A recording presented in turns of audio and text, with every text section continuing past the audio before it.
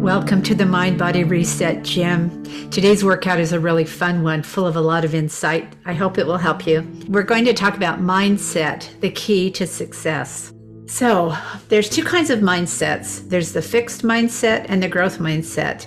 We tend to have a blend of both. I'm going to give you a minute to look at the descriptions on each of those heads and figure out which one seems to apply to you the most.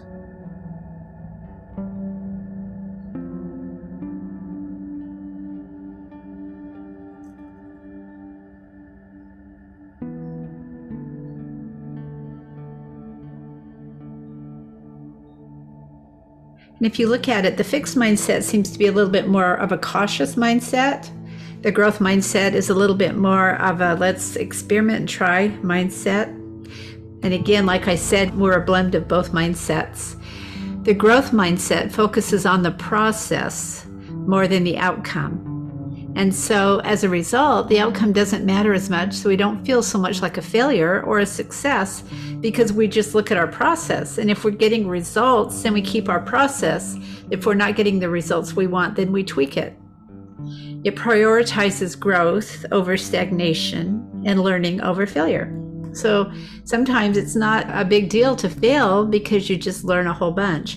One of my favorite sayings is there's no such thing as failure, only feedback. And that's very much a growth mindset.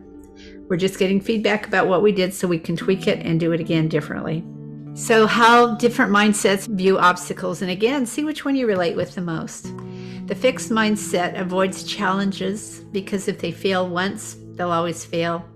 So they're, again, very cautious. They don't like to try new things, or if they do, they will try new things, but it's a bigger deal for them. It's a riskier proposition. The growth mindset focuses on the process of learning and growing. They expect hard work because they know change requires hard work. Anytime you do something different, it requires hard work. So the obstacles are viewed far differently by each mindset.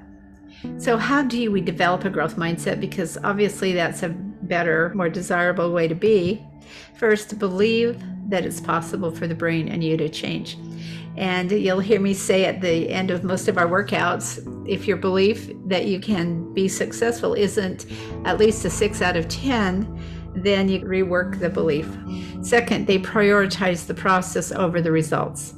They pay more attention to, was the process successful? Where do I need to tweak the process to get more of the results that I want? But it's not an all or nothing thing. I get partial credit just for doing the process. So let's talk about the process. When you're doing process, you want to pick a goal and create a way to actually measure if you got there or not. You want to pick the way to measure, whether it's going to be in minutes, miles, pounds, whatever. And then check in and see how the process is working and tweak it where you need to tweak it. Remember, results are an indicator of the effectiveness of your process. It's not a reflection of your personal worth. It's how your process is going. So here's an example. If the goal is to increase my physical activity by walking 30 minutes a day before I start to work, I've got the measure there. I've recorded the distance in miles and the physical feeling on my phone. I check in every day to evaluate, see what changes I need to make. I'm actually doing this one right now because I want to walk more because I can walk more. And so I check in daily, but about every 2 days, I increase the amount of time and distance that I walk. And then pretty soon I'll start trying to walk quicker because I'm a slow walker. But I'm measuring my progress, so I know how I'm doing. Here's another example. Create and maintain a healthy body. That is a really more nebulous than did I walk 30 minutes a day. But if we look at our measure of what a healthy body would look like, we have pulled out a few things that are measures for a healthy body for the person making this goal. Staying on my food plan by recording my macros and calories and keeping them within the prescribed amount. So that's how they're going to measure if their body is healthy. They check in, evaluate results every Sunday, and use a 7-day average to determine success. Make changes as needed and figure out what those changes are. I'm noticing, parenthetically, that a lot of the apps are moving now to a 7-day average rather than a 1-day, one and done thing, which I think is very good. It makes a lot more sense.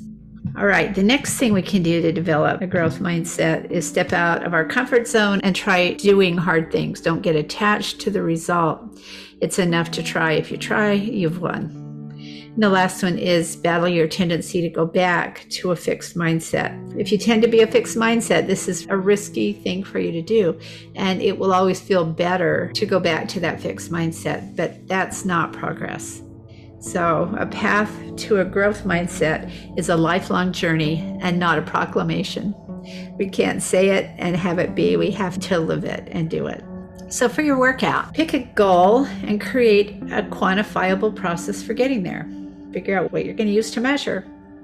And then pick a target that you're going to use to measure the success of your goal. And then check in to see how you're doing and tweak it if needed. You can check in daily, you can check in weekly, you can even check in monthly. Remember, the results are an indicator of the effectiveness of your process and not your personal value. And if you can remember that, knowing that a process is just a thing you're learning to do every day, you can tweak it, you can fix it. It doesn't make you a bad person. Just use the process as what you're judging and not yourself, because if you're doing this process, your personal value is already way up there. So in addition, notice every day, how strong do I believe that I can be successful, and how motivated am I to be successful? Again, you want your number to be between 6 and 10. If not, go back and look at the motivation and belief videos. What are my resources and what are my challenges? Just creating this plan is going to be a huge resource. And you're going to be looking at your challenges as you're working the plan, because they will become apparent. And what is your plan for those challenges? So continue to work through it, and you've got this. You've got this. Just keep working on it. So have a good day, good week, and we'll see you again at the gym.